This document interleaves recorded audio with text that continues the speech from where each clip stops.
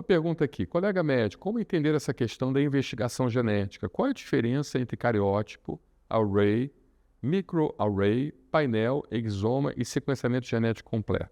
Essa pergunta é uma pergunta bem interessante. Eu vou tentar aqui resumir rapidamente para que você possa ter uma informação sucinta e que possa te ajudar na aplicabilidade clínica, né? Então, a primeira forma de você avaliar o material genético de um paciente foi através da técnica da avaliação do cariótipo do paciente. Cariótipo é a avaliação dos cromossomos do paciente, ou seja, você identificar se há mais cromossomos, se há menos cromossomos, se há defeito nos cromossomos. Então, essa técnica, ela ajudou muita gente durante muito tempo, identificou aquelas variações no cromossomo, não, por assim dizer, na leitura do código genético, mas sim no cromossomo.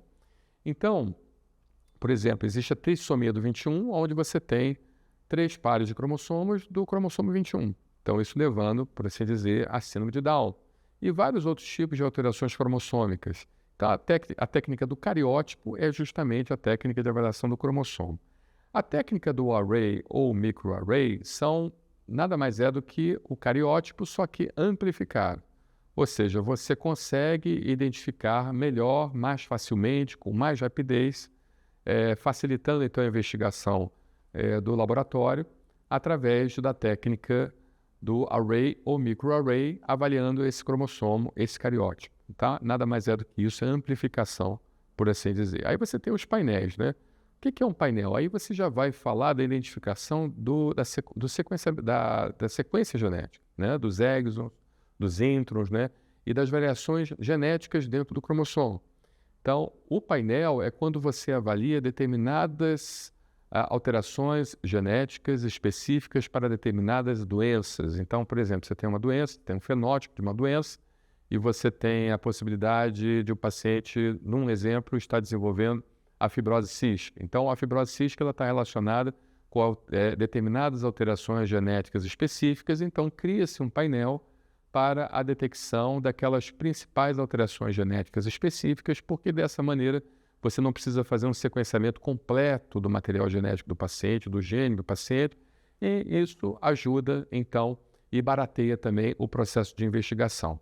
Mas lembrando que a metodologia utilizada para o sequenciamento genético é uma metodologia que ela acaba sendo utilizada também para a elaboração do painel genético, por assim dizer. A primeira metodologia a ser utilizada do sequenciamento genético foi uma metodologia muito arcaica, mas que revolucionou, né, que trouxe um processo de revolução no momento, que foi a metodologia de Sanger. Mas é uma metodologia quase que feita manualmente, é uma metodologia de difícil execução, uma metodologia realmente que demora muito para você avaliar, para você sequenciar o genoma do paciente.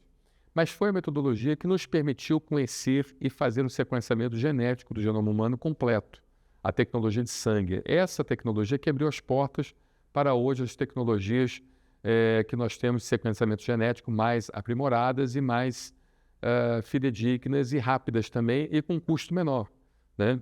Então, a tecnologia de Sanger foi uma tecnologia muito importante e que nos trouxe o advento do sequenciamento genético do genoma humano por completo. E depois, logo depois da tecnologia de Sanger, da metodologia de Sanger, você tem então o sequenciamento NGS, que é o Next Generation Sequence. E esse Next Generation Sequence você consegue através dessa metodologia e também do aparelho que utiliza que faz o NGS, você consegue então tanto fazer o painel e outros 2 tipos de avaliação, que é justamente a avaliação do exoma e a avaliação do genoma. Agora, quem não entende o que é um exoma? Na fita do material genético, você tem a parte de leitura, que é chamada exon, e você tem a parte de parada da leitura, que é chamada intron. Então, o RNA mensageiro da gente, ele consegue, por assim dizer, fazer a leitura do exon, dá uma paradinha, depois faz a leitura de outro exon, dá uma paradinha e assim vai sucessivamente.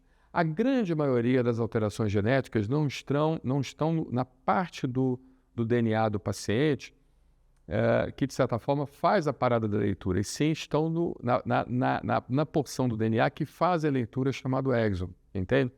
Então, praticamente 90% das alterações genéticas ou mais estão no exon, então não há necessidade, muitas das vezes, de você fazer o genoma completo, sequenciamento do genoma completo. Agora, é lógico que existe a possibilidade, sim, do erro genético estar no intron e, consequentemente, somente um sequenciamento do genoma completo e não um exoma, né?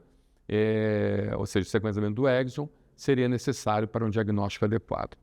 E se tudo isso dá negativo, por exemplo, você está realmente com uma suspeita muito forte de uma doença genética de caráter hereditário e tudo mais, e aquilo ali ter dado negativo, o que você vai fazer, né?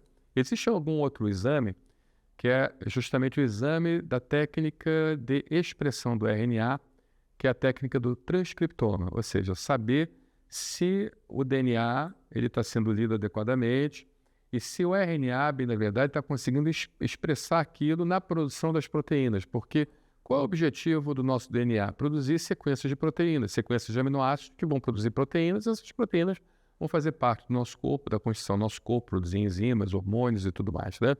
Então, pode ser que, de certa forma, todo o material genético esteja correto, você não consiga encontrar nada, não existe uma alteração no exon, não existe uma alteração no intron, não existe uma alteração no cariótipo, ou seja, está tudo bem, está tudo funcionando adequadamente, mas existe justamente uma alteração na leitura desse material genético e na transformação desse material genético e naquilo que é o objetivo dele, que é transformar as proteínas que vão fazer parte do nosso corpo.